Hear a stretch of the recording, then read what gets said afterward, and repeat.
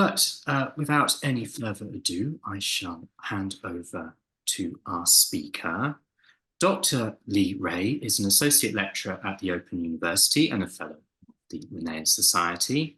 They specialise in the history of wild animals and plants in pre-industrial Britain and Ireland. Lee has published research related to early modern natural history in Bird Study, the journal, and Mammal Communications, as well as the Oxford Dictionary of National Biography and Notes and Records, the Royal Society Journal for the History of Science.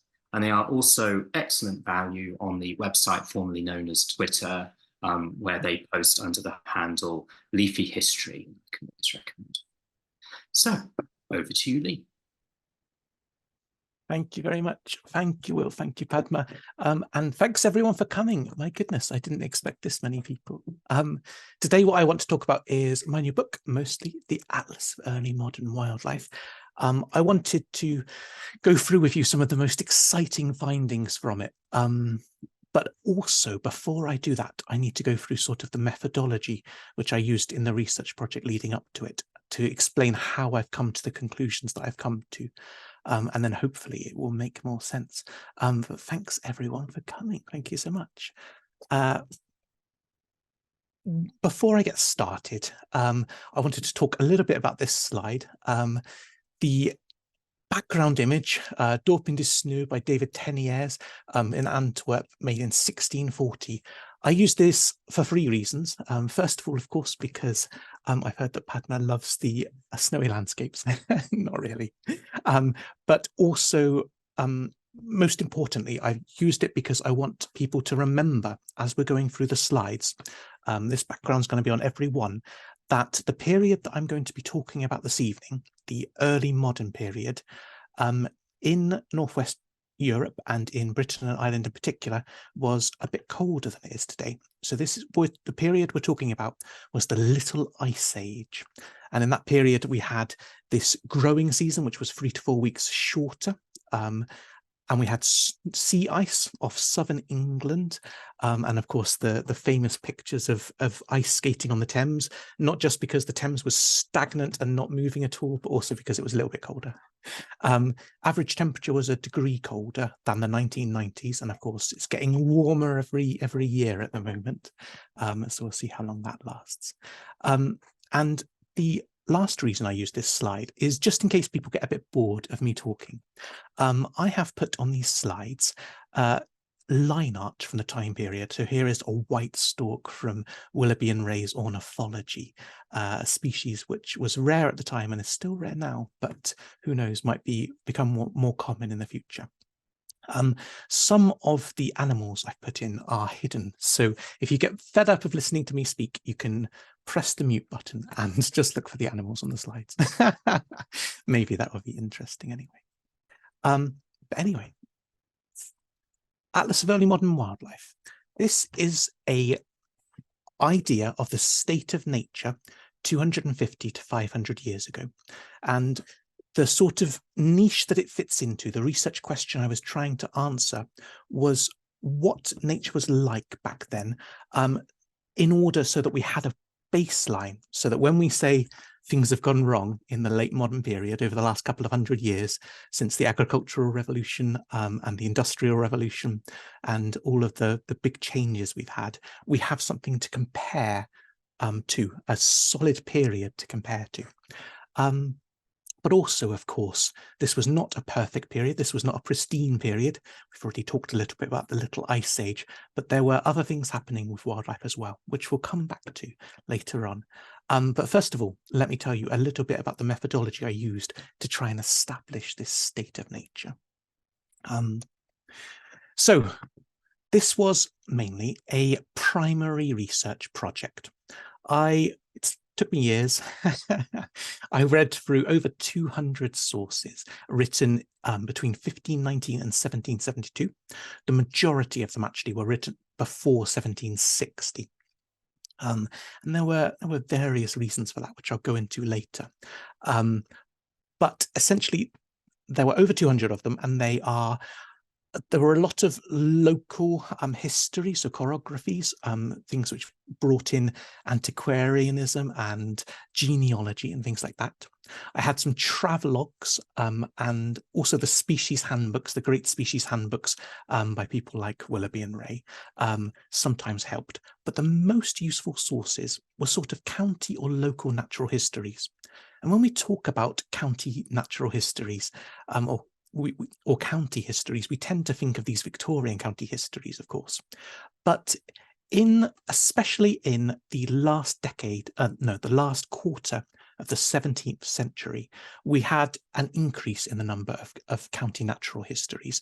And here are some of the key sources I've used, which come from that period into the 18th century. I've brought together sources from all over Britain and Ireland. So here's a couple from the island of Ireland. We have an essay towards a natural history of the county of Dublin. This is one of my final sources from 1772. I only actually used this one because I didn't have any other really good sources from Leinster from this, the whole time period. So I wanted to extend it a bit. The state of the county and city of Cork. There's similar ones for Kerry and Waterford. And County Down. History of the Ancient and Modern Sheriffdoms of Fife and Kinross by Robert Sibbald, written in the 17th century, another very important source, actually arguably for natural history as important as his Scotia Illustrata, which was a countrywide text for the whole of Scotland. So we've got Ireland, Scotland. Here's some English ones. A Cornish one first. Natural History of Cornwall. This one by William Borlase.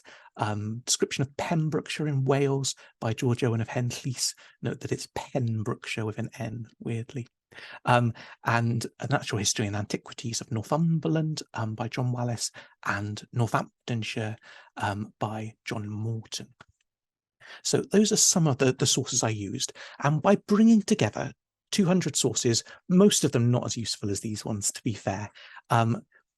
Lots of them published, but some of them unpublished and only available in archive form. This was after the print revolution, but there had to be sort of commercial interest in your project, or you had to be quite wealthy to get things printed sometimes, especially if things of length.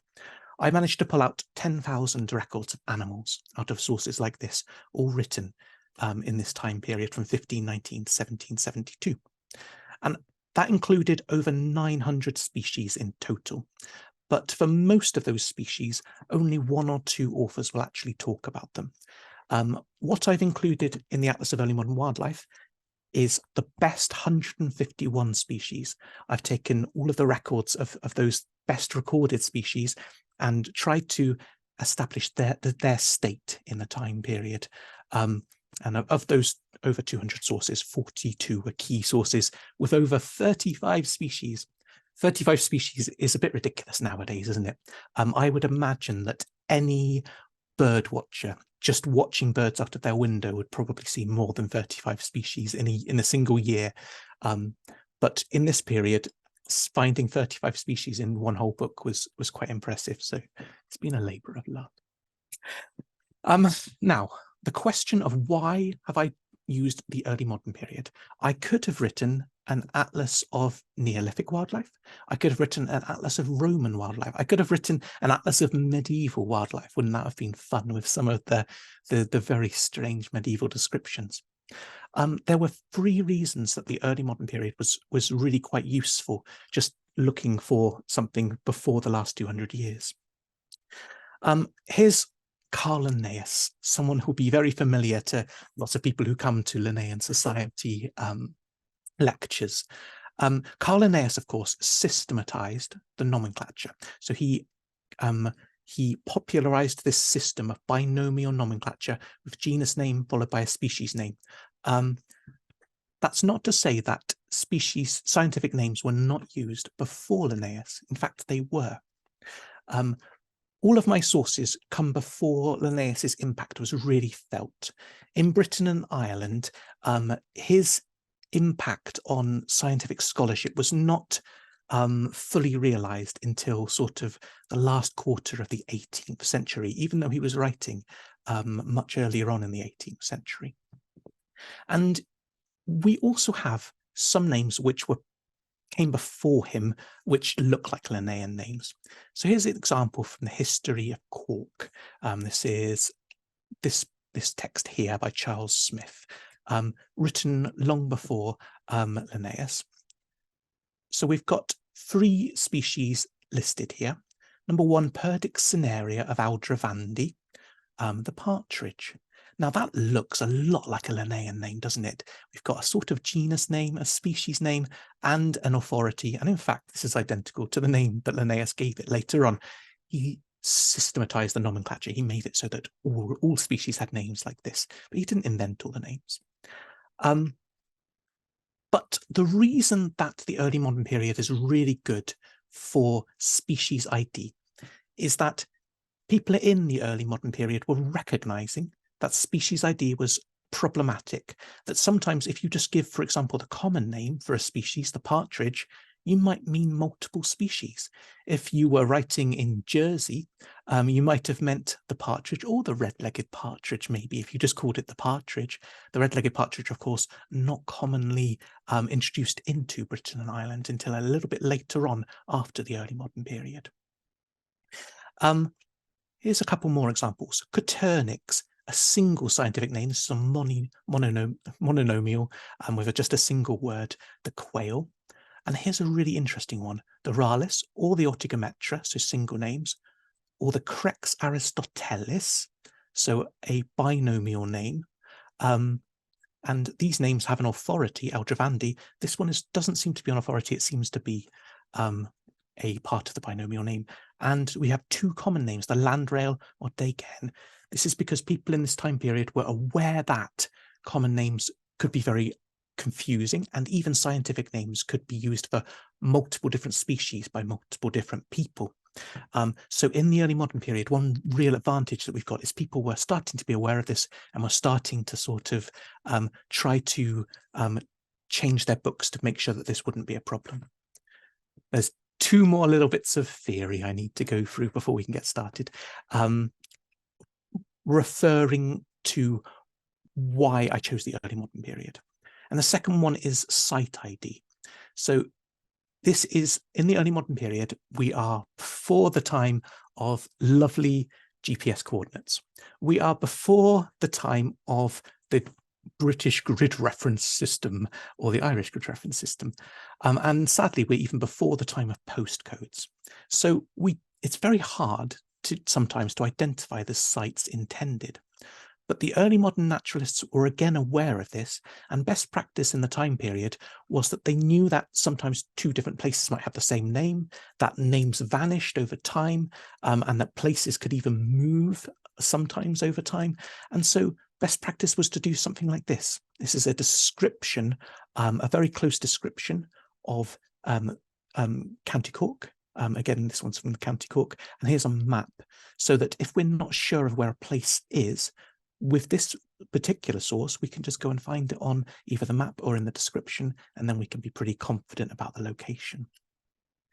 And the last real advantage, I should talk about this picture first, sorry.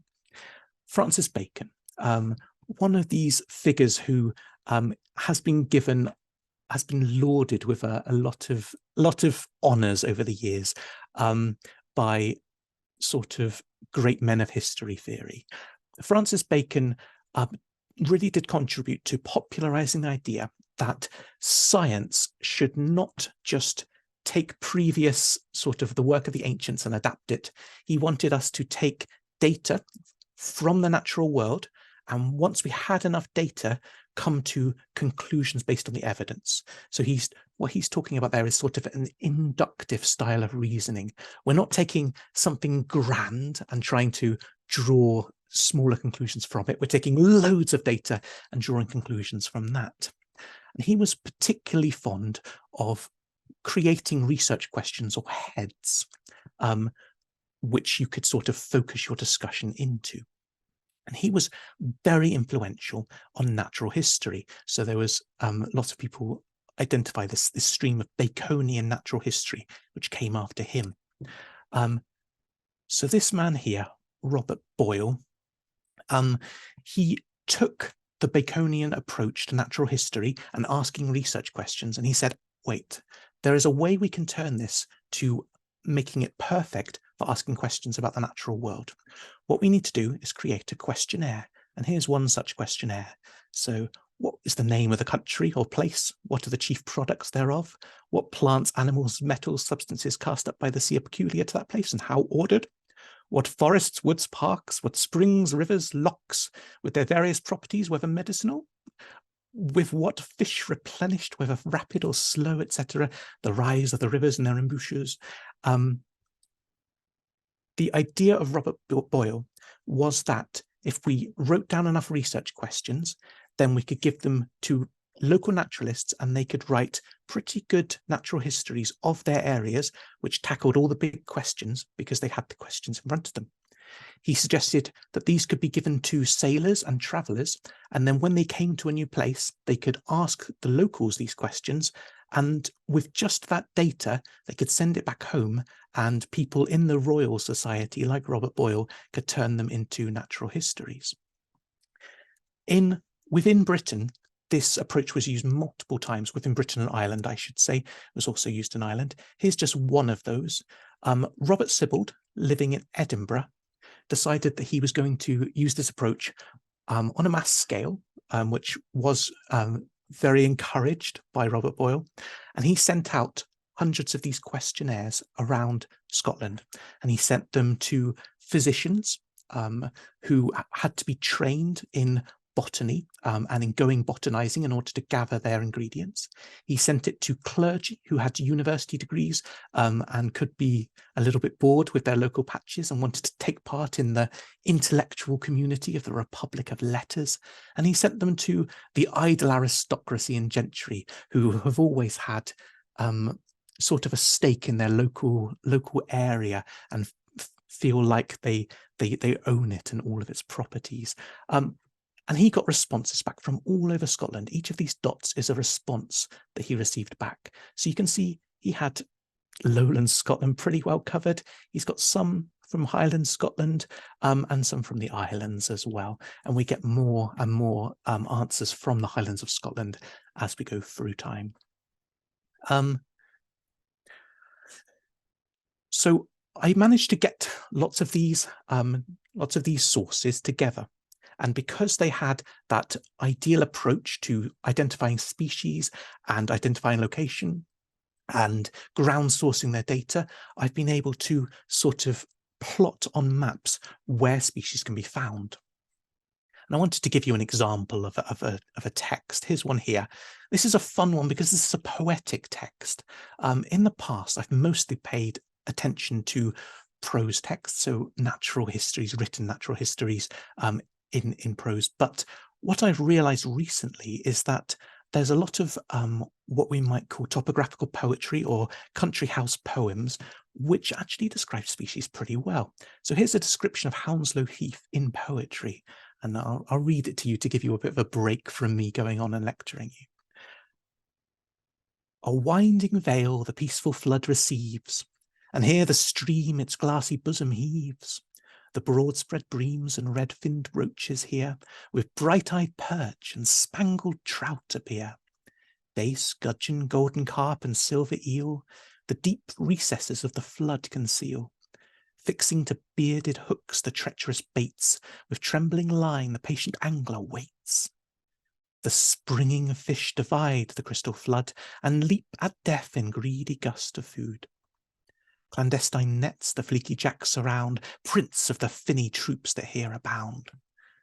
In just this very short bit of verse, we've got 1, 2, 3, 4, 5, 6, 7, 8, 9 species mentioned. And remembering that the best sources have over 35 species mentioned in the whole book, that's a very impressive paragraph, isn't it? But to make maps like this one of the eel, all I've done is to take all of the records of the eel and to take them all together from lots of different sources and to plot them all on the map like this.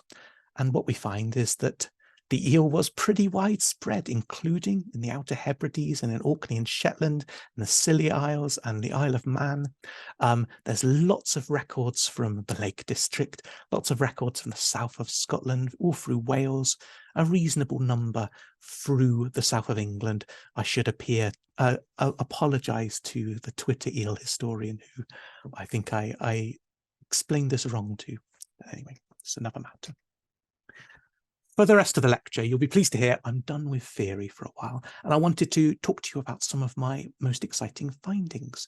So we've got 40 minutes. Let's see if I can surprise you with any of the species which were found in this period, 250 to 500 years ago. One that I really like to start with when I'm describing the book is the rabbit, because it's so perfect at showing how useful this early modern data is. And the reason for this is agricultural and economic historians from England have for a long time said that the rabbit was widespread across England and naturalised, including in the inland of England, from the 14th century. But historians from Scotland and Wales have said no, the rabbit was only found inland, only managed to get inland in the last 200 years. Before that, it was confined to the coasts and mostly to warrens, and all the rabbits were owned by people. And by bringing all this data together, the rabbit is very well recorded, luckily.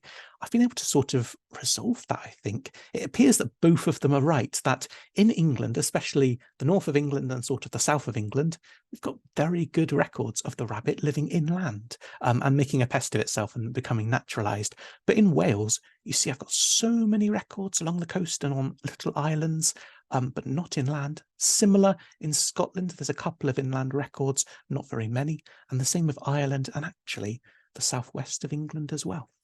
So interesting. The squirrel, as you can see, is much more difficult to interpret, and this is because the red squirrel was not recorded nearly as much. So it's difficult to be sure, are the records of the red squirrel really do I have few records because the red squirrel was rare, or is it because people just weren't interested in red squirrels or couldn't find them, or they were very discreet or something like that? And that's a question that we'll come back to later on in the lecture this evening. But all we can say for now is the red squirrel was found in Highland Scotland, Lowland Scotland, North England, Wales, South England, Southwest England, Connacht, maybe Leinster. And what we can say is that there seem to be a few records splashed around. In this time period, the early modern period, hundreds of thousands of red squirrel furs were being imported to London every year by ship. And it seems surprising that people would be importing that many furs into London if the red squirrel was widely available elsewhere. It certainly was available, but was it common? A difficult question, which I speculated about a lot in the Atlas of Early Modern Wildlife. You'll probably find lots of words about it there. Let's do a few more mammals. Two really fun ones, the pine marten and the wildcat. Let's start with the wildcat. Today, obviously, we call it the Scottish wildcat, and we sometimes identify this Scottish wildcat as a separate subspecies of wildcat to the rest of the European population of wildcats.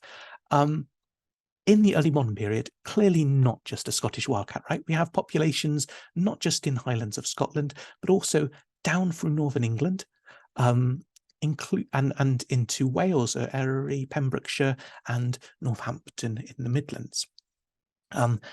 Now, I really like the idea that the wildcats loved the Lake District because they loved annoying all of the ducks and maybe a few fish as well. But it's probably not true. You'll see that we've got a similar pattern for both the wildcat and the pine marten, and that's because there was one hunter who loved hunting small animals, small mammals, and recorded every little woodland where he could find them.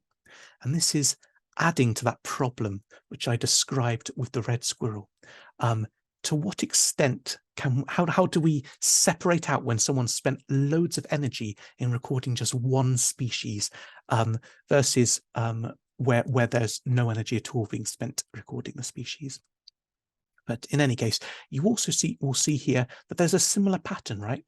In Wales, both species are just recorded in Erie and Pembrokeshire and Northampton in the Midlands, and these are because this is where a lot of effort has been put into surveying for mammals in particular. We've got a few marten records as well from Ireland, which is fantastic. Wildcat, no local records from Ireland, although some of the national naturalists were not so sure that it was missing. You know, they seem to think that the wildcat could be found in Ireland. We've got records of the marten from southwest England as well. And you have to think that if it was found in Cornwall, found in Dorset, and found in the south of Wiltshire, it's quite possible it was found in Devon and Somerset as well. It's just not very well recorded. With the pine marten, one really interesting fact is that according to Johnny Burks of the Mammal Society, it's quite possible that we might have had the stone marten, or which is also called the beech marten, in this period, as well as the pine marten, and just that one went extinct a little bit faster, which is fun to speculate about. There's one record which might possibly be the beech marten from this time period, but it's a little bit ambiguous. I'm not sure about that at all. Okay, let's do a few more mammals because we like the mammals. The wolf is a really fun one. Sometimes people say that in the early modern period, there was little awareness of extinction and people weren't aware of how much damage they were doing, or when species were gone, they assumed that they were still there just hiding. And that's not really true for Britain and Ireland in the 16th to the 18th centuries. With the wolf, there are over 20 records of the wolf being extinct from England and Wales in particular. Almost every naturalist commented on the wolf and said it's not found anywhere any longer.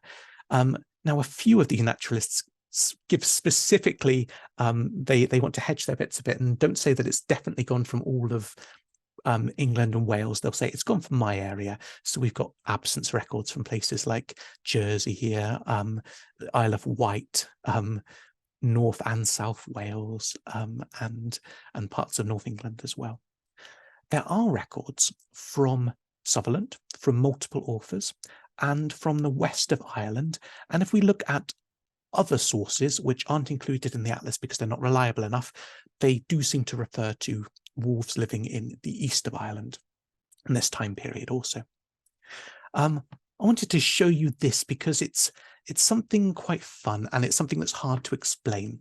A couple of authors seem to believe that the wolf can still be found in the south of Britain. So here's an example from Warwickshire, whereby it has come to pass that whereas in other countries they are at charge and trouble of guarding their sheep and housing them by night, here they are left feeding in the fields day and night, secure from any dangers, unless it sometimes be from men-wolves or sheep-stealers.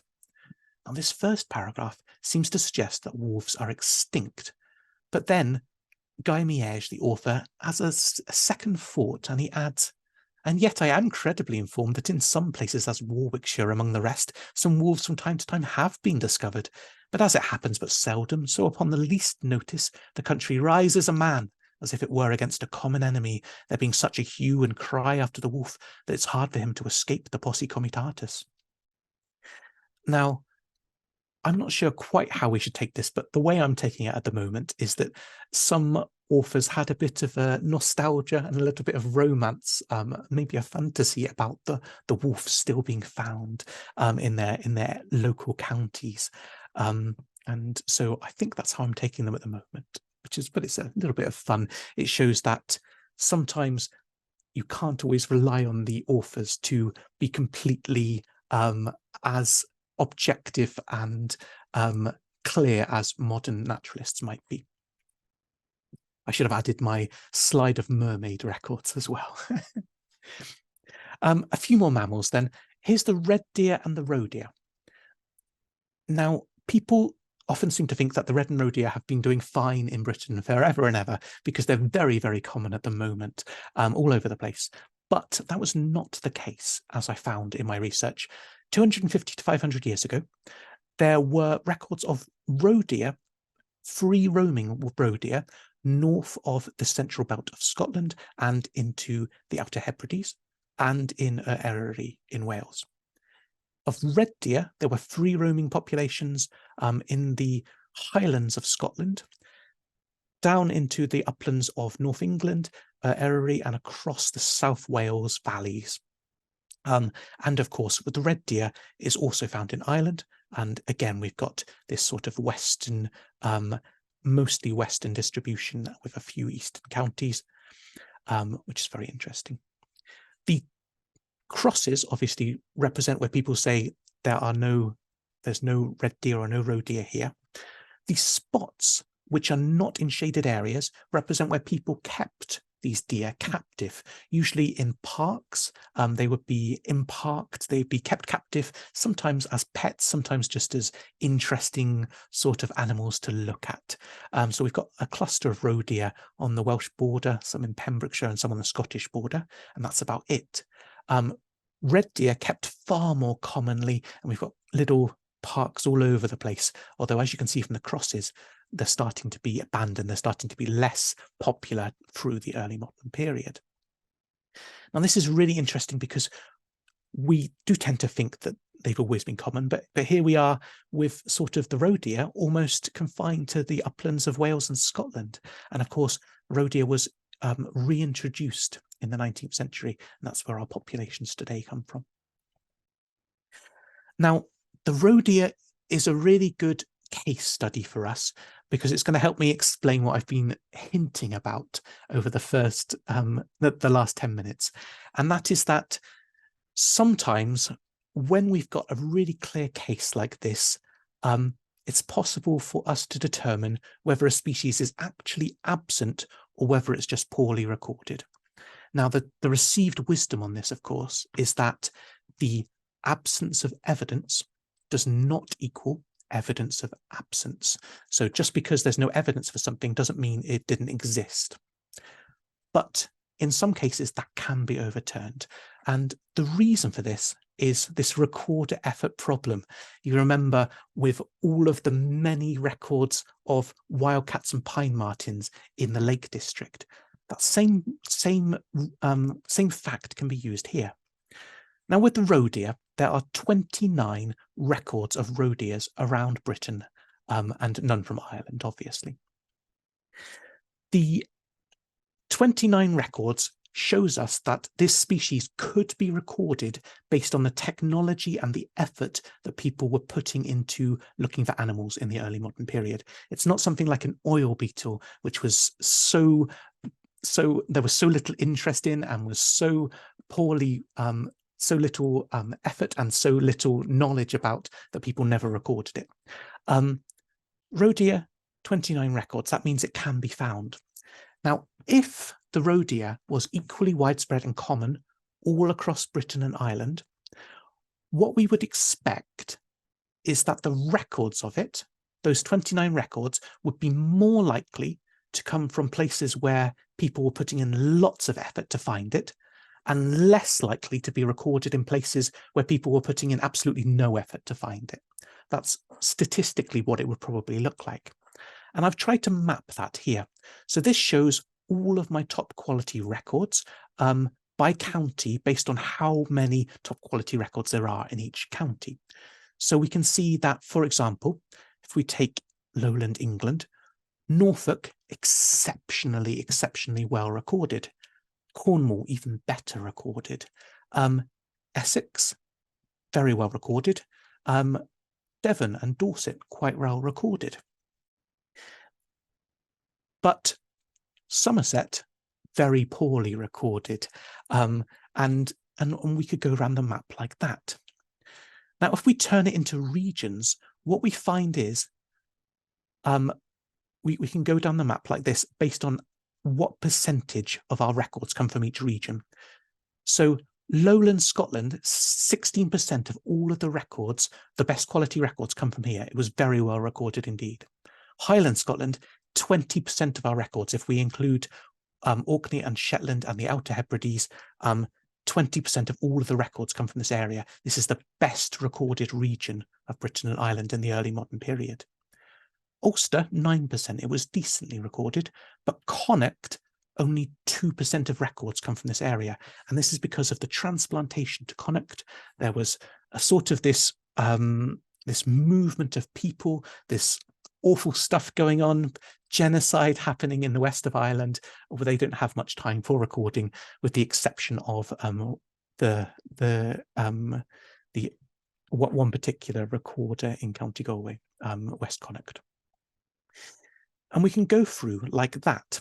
So if we were expecting the roe deer to be equally distributed everywhere, we would expect the share of these 29 records to be most concentrated in the best recorded areas. So Highland Scotland, where most of these are, that makes sense because Highland Scotland is the best recorded region.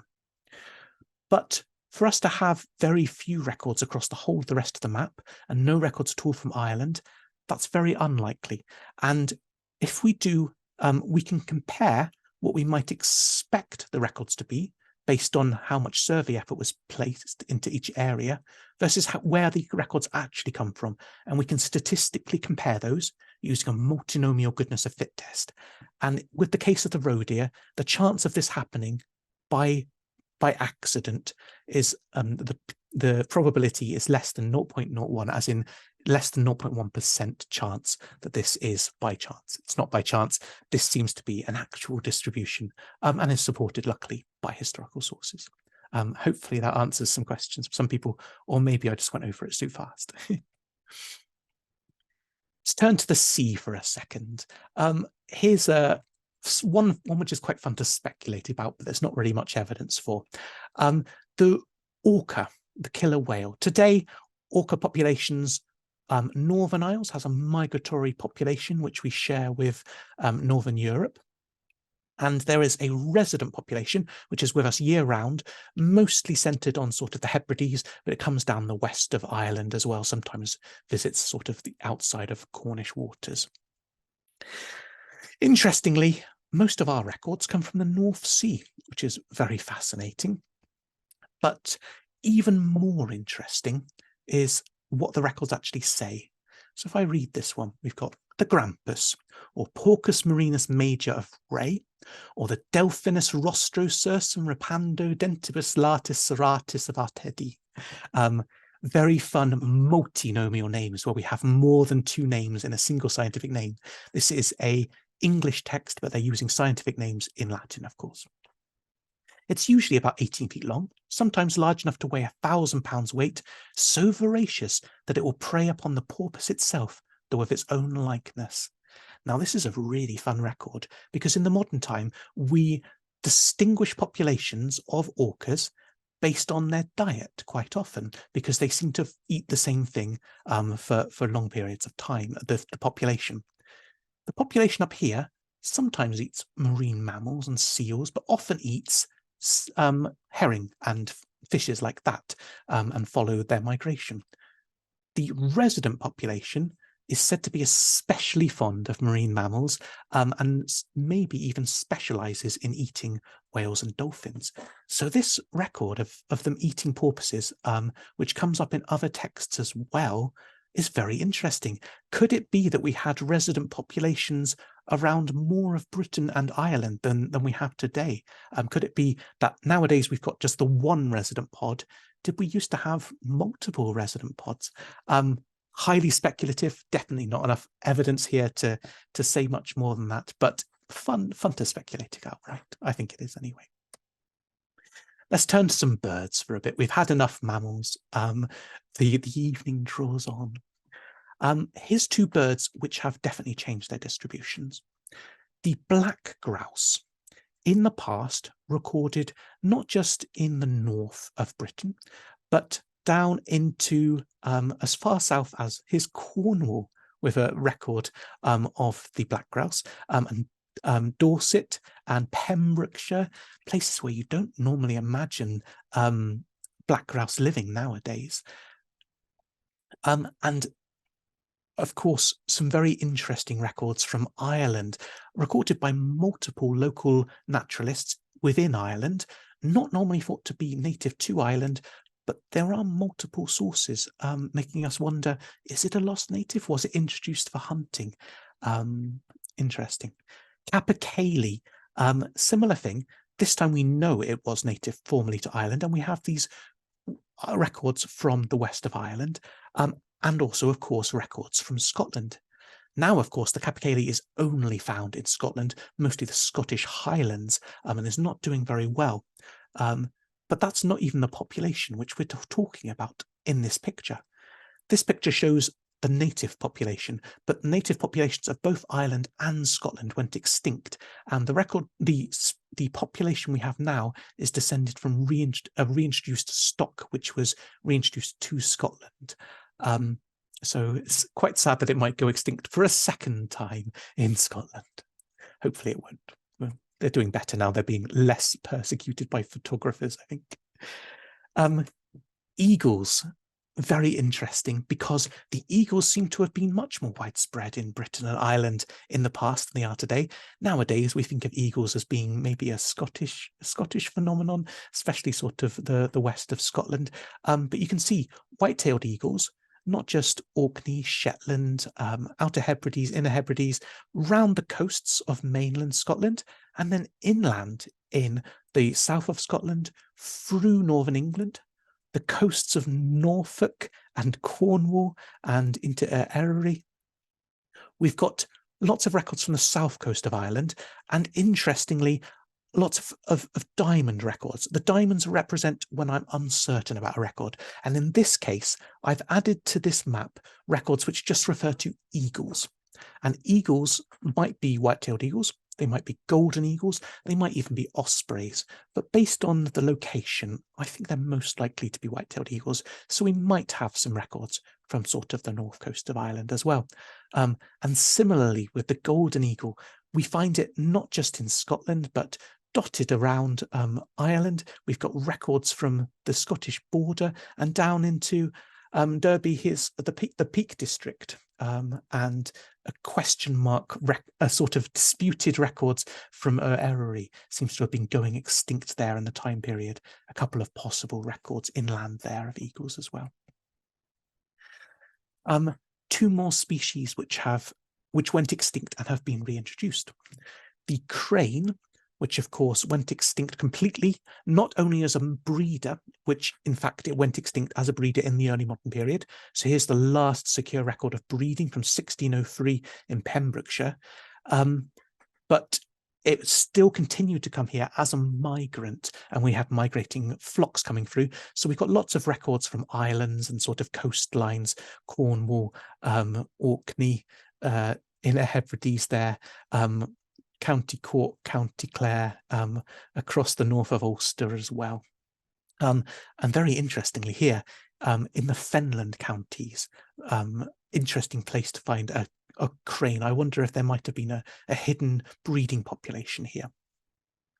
But the really interesting part about the crane is that after the end of the early modern period, it went extinct also as a migrant. So even the migration route seems to have shifted away from Britain in order to avoid in order to avoid further being shot at. But the species did recolonize Norfolk, and of course, now the introduction project on the Somerset levels has been going very well, and there's colonies, breeding attempts popping up in the south of Scotland and in Ireland as well.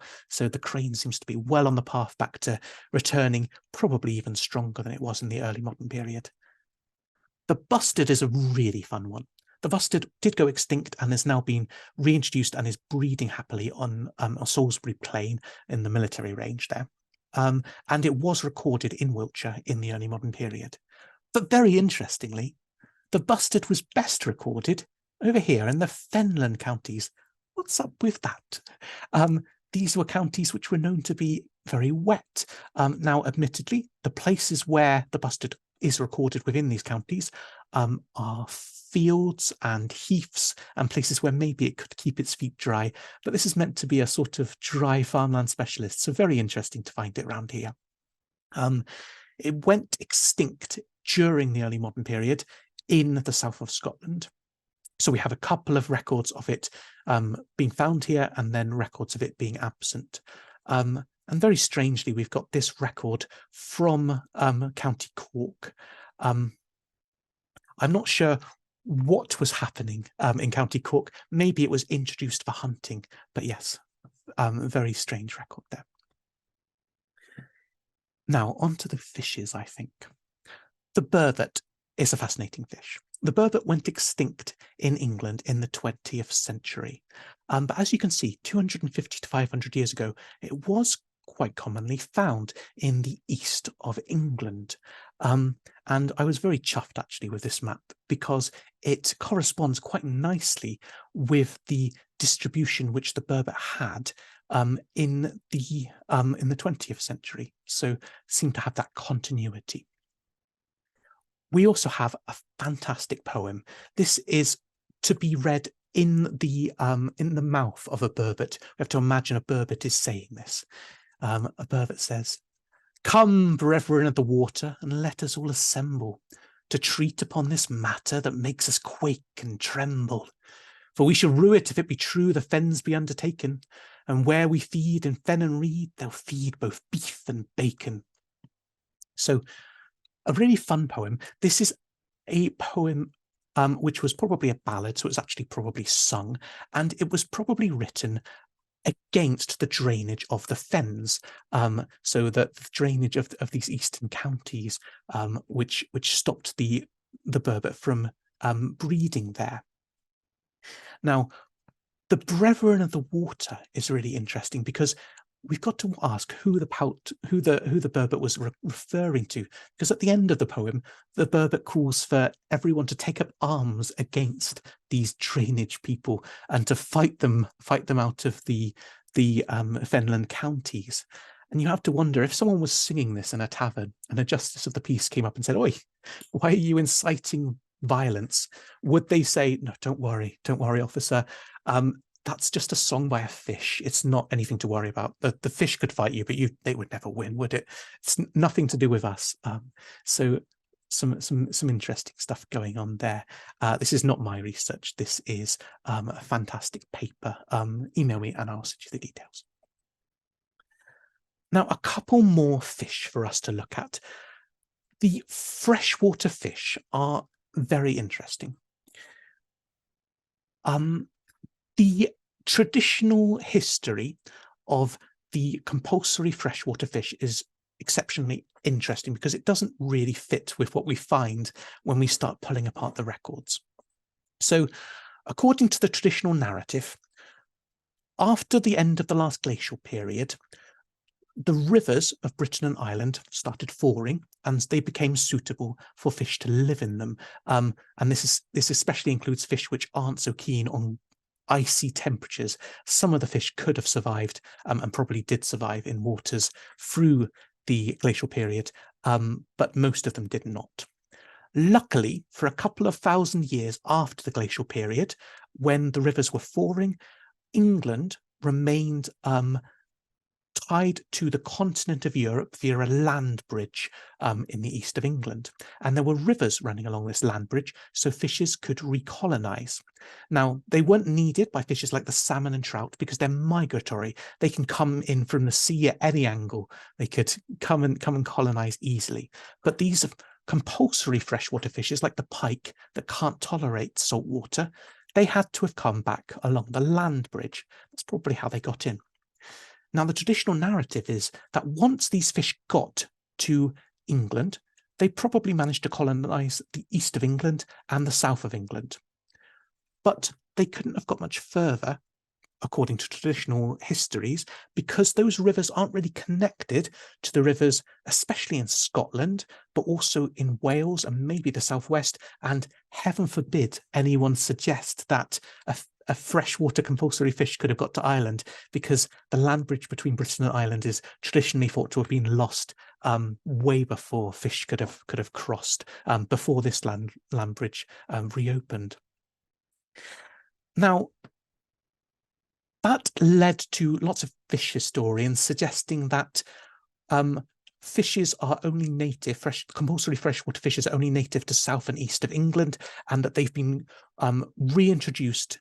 They've been introduced to for example, the north of Scotland and Wales and Ireland in particular, over the last 200 years by anglers clubs who have been wanting to create good opportunities for fishing.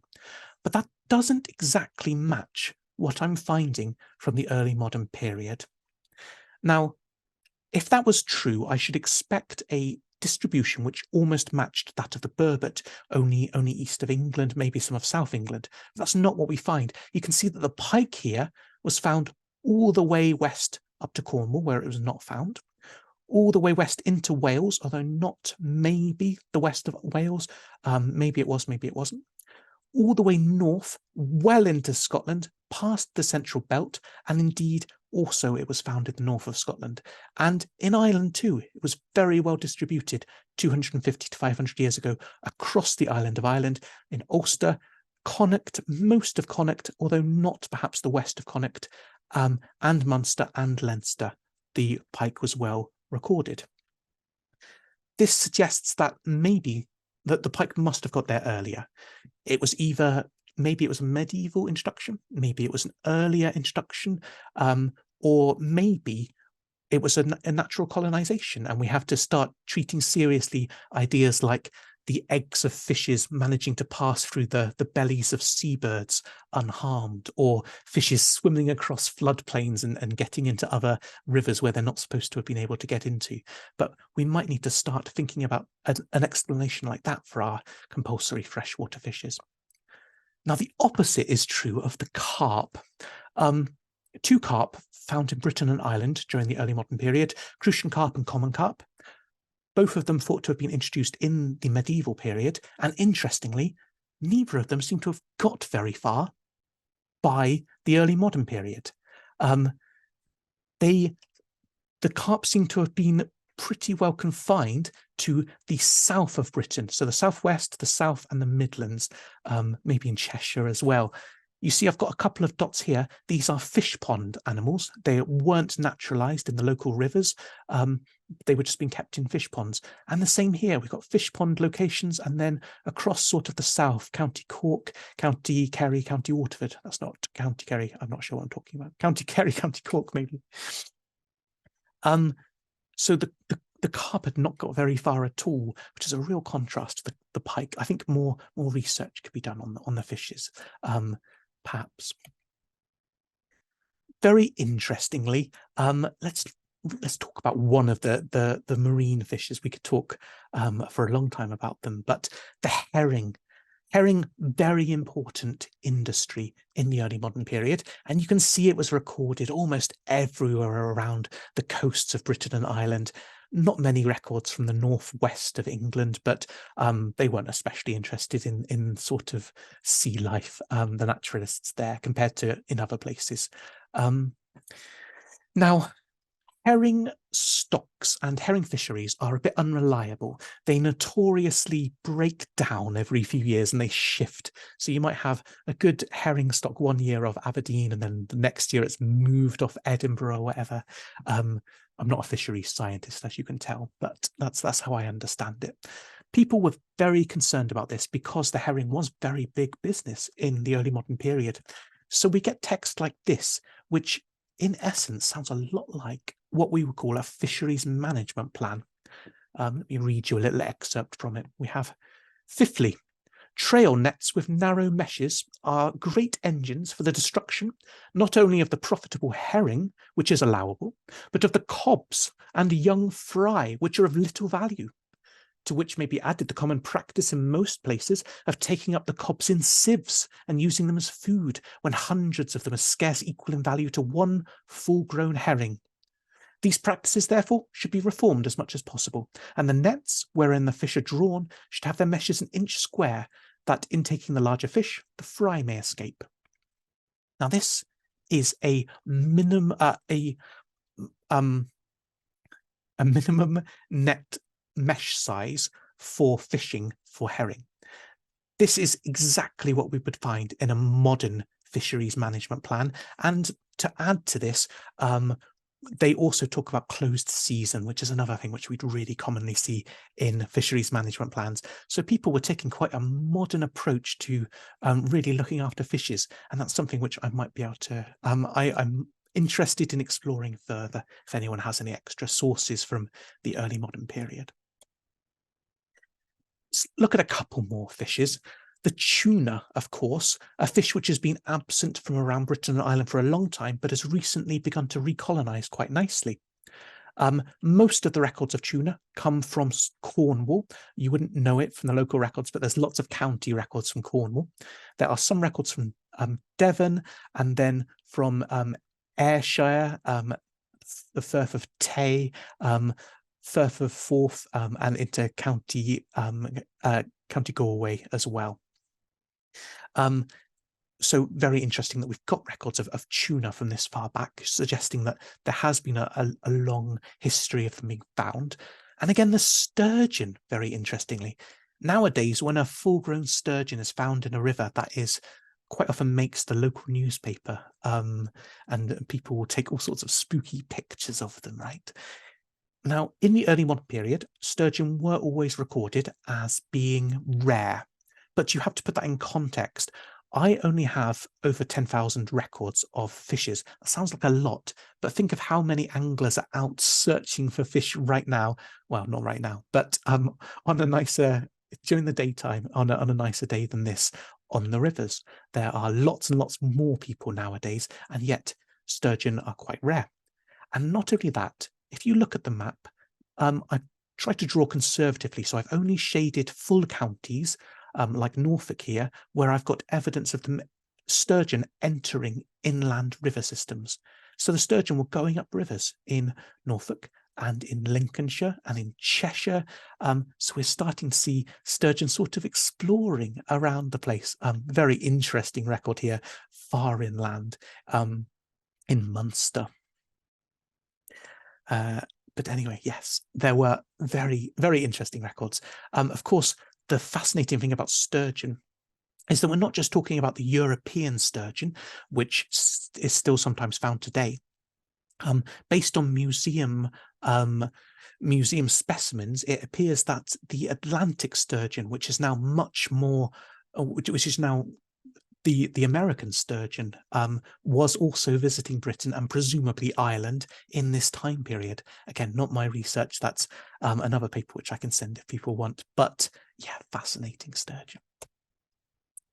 Amphibians and reptiles were not generally of much interest to the early modern naturalists, but there were exceptions. The toad and the adder were of interest because partially they were seen as sort of these poisonous creatures. Of course, the toad has poisonous skin and the adder is actually venomous, not poisonous, but we won't hold that against them.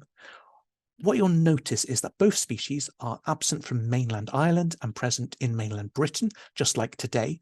And this really stirred the early modern naturalists' imaginations. They were very interested in working out the exact range of these species as regards the islands. So you can see that the adder, believed to be absent from Orkney and Shetland, believed to be present in the Inner Hebrides, and usually assumed to be absent from the Outer Hebrides, although one person thinks that they might be there. Absent from the Isle of Man, absent from Scilly, absent from Guernsey, but present on Jersey. They were really interested in sticklers for little bits like that. And you can see there are lots of local absence records as well, where people said, my land is very blessed, the adder is not found here. Similar for the toad, absent from Shetland, debated on Orkney, might have been absent or present. People couldn't make up their minds. Absent from the Outer Hebrides, present in the Inner Hebrides, absent from the Isle of Man. And here they're agreeing with the adder map. They say that it was present on Jersey, but absent from Guernsey. I'll finish with a couple of invertebrate records. Both of these species have significantly declined over the last 250 years. The freshwater pearl mussel, clearly quite widespread across upland areas. So found in Cornwall, possibly found in Pembrokeshire, but found in Erie and found across sort of from the Lake District northwards. Seems to be pretty good records of it, including Shetland and the Outer Hebrides, and then recorded in all 4 provinces of Ireland, especially around the coast where, of course, the land is higher than in the centre of Ireland. White-clawed crayfish, almost exactly the opposite distribution, not found in Cornwall, but present to the east of Cornwall in these lowland areas, and found across lowland England, up as far as the Lake District. This species has significantly declined now, of course, due to the accidental introduction and establishment of the signal crayfish. And the freshwater pearl mussel has declined due to over harvesting and pollution, and also the loss of trout and salmon, which it relies on for part of its life cycle. But very interestingly, the white-clawed crayfish has now been introduced to Ireland. It was introduced first in Dublin within the early modern period, but it's now ballooned outwards and is found quite widely. I think I will skip that slide, and I will, so that we have enough time for questions. But if you're interested in getting a copy of the Atlas of Early Modern Wildlife, you can do. If you go to pelagicpublishing.com and type in the code Atlas25, you can save 25%. And other than that, I'm happy to take any questions. Thank you very much. Thank you so much, Lee. That was wonderful. I'm conscious of the time, so I think we'll launch straight into the questions, if that's all right with you. Neville asks, were you able to record any records of animals in Gaelic or Welsh? Perhaps such records were only oral. Yes, I got records in Welsh and Scottish Gaelic and Irish. See if I can find you a number really quickly. There were less records in Cornish and Norn and Jerry, but I managed to find a few. I was specifically looking out for them. There is a list in the Atlas of them, but it's only a handful of Scottish Gaelic, but lots more in Welsh and Irish. Wonderful. Just a note, please pop your questions into the Q&A box rather than the chat. That way I can come to them in order and make sure nobody gets missed out. Emma Little says, oh, it's not a question, just says, absolutely love this mellifluous presentation. So she is next to a farm beside Hevery Hills near my childhood home in Wicklow, Ireland. My dad saw a capercaillie there 50 years ago, but no sign of mermaids in the sea. Michael says, I thought there was some discussion that the bustard is missing from archaeological records and that Henry VIII possibly introduced it for hunting / banquets. Ooh, that's really interesting, Henry. Trying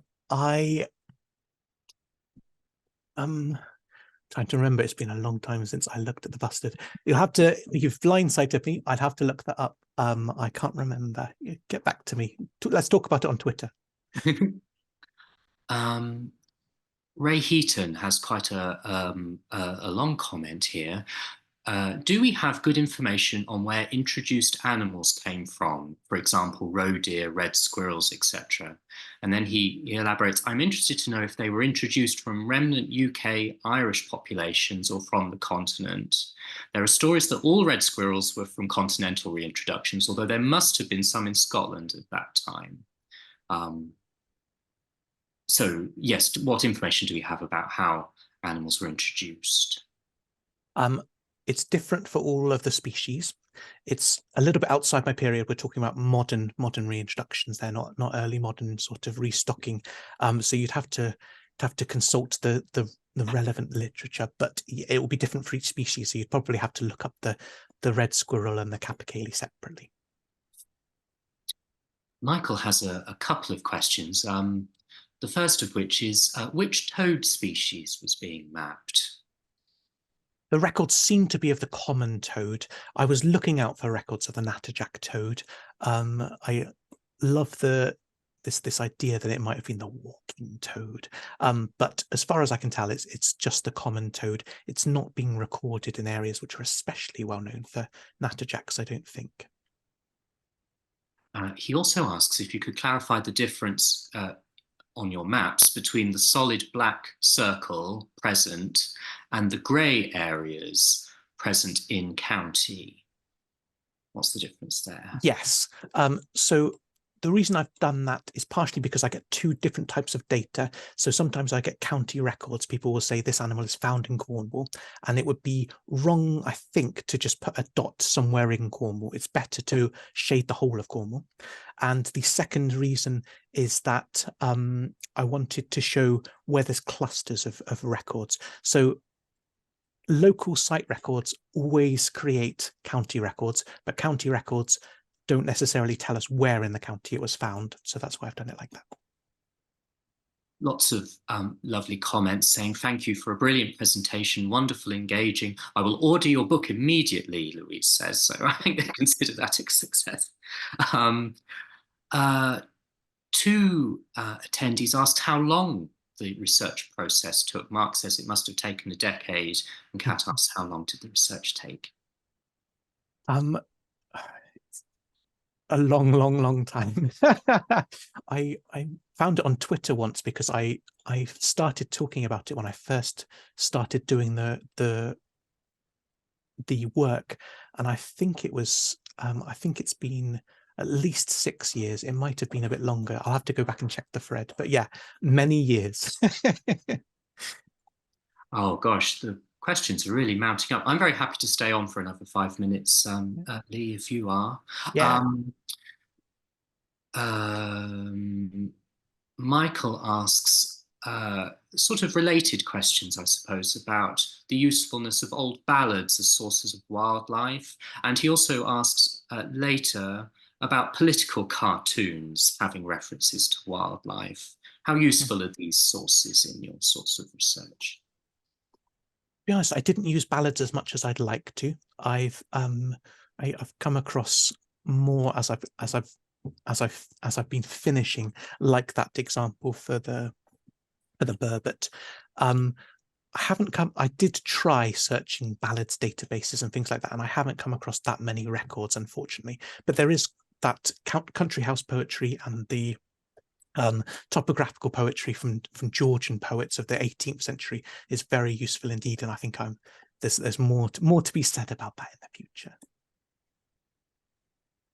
Brigitte, or Bridget, apologies if I'm pronouncing your first name incorrectly, says, I already have your book and would like to know what your 16th century sources were. You can find all of my sources online. Let me grab the link so that we can have that. For the 16th century, there were no really reliable sources with over 35 species mentioned in them, but there were a lot that I looked at, and I found another one recently, actually, which might end up being seen by some people in the future. But there's the data set now in the chat panel if anyone wants to look at it. Oh, I've put it in the wrong chat panel. Let me try that again. There we are. I can see that. Perfect. Thank you so much. Louise asks, oh, well, actually, it's another comment. We have been researching ancient native fox and wildcat populations, and your records correspond with ours for extinctions and reintroductions, the extinctions being around 1850 at the latest. So always nice to have one's findings corroborated. Fascinating. Polly says, did I see a bear in your headline picture, or was that just wishful thinking? Yes, I hid a bear in there. I don't have any records. Well, no, I don't have any records of bears. Lots of people said that they were definitely not present, which was a relief for me, believing them as sources. Actually, I do have a record of a bear, but it was by a very unreliable traveller to Britain from elsewhere, who I think wanted to say how exotic and exciting it was. Sue says, thank you for a fascinating talk. Not sure if you're aware, but Eyemouth in the Borders, I don't know if I'm pronouncing that name again incorrectly, has a Herring Queen Festival. I'm not sure how old it is. That sounds like a fantastic event. And Vicky remarks, amazing stuff. Thank you, Lee. Will you be making the records you have created available to local environmental record centres so that they can be used for further research, education, trend monitoring, etc.? You've posted one data set already, so presumably this is an open access data source that people can... This is an open access data source, and I believe there are attempts underway to incorporate it into wider data sources. So hopefully watch this space, and in the future it might be incorporated into wider data sets. Wonderful. Unless anyone else has any further questions. Oh yes, here we go. Sue asks, are there plans to widen this to insects? Were insects widely recorded, or did they suffer the same fate as the amphibians? Were they not really of interest, or? Yeah, I'm afraid there wasn't much interest in them, so it's really hard to map them. I have recorded as many of them as I've been able to find, and they're available in that data set if anyone's interested in finding a particular species. But I don't quite have enough data to, I think, make an atlas of them yet. Maybe I'll find a really useful data source in the future. It seems so often to have been bound up with the economic usefulness of the species or their sort of interactions with human populations. So maybe there's lots of talk about bees and other sort of commercially valuable insect types, but otherwise not. Right. I think that comes to the end of the question. So all it remains for me to say is thank you so much, Lee. That was wonderful. And this talk will be available on YouTube for people who either missed the beginning of it or would like to see it again. But otherwise, thank you again, and thank you so much for coming. Thanks everyone for coming. Bye-bye.